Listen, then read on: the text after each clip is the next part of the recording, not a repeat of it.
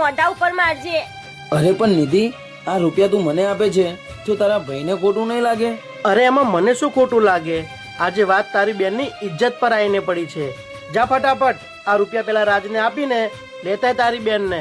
તમારો દિલથી આભાર.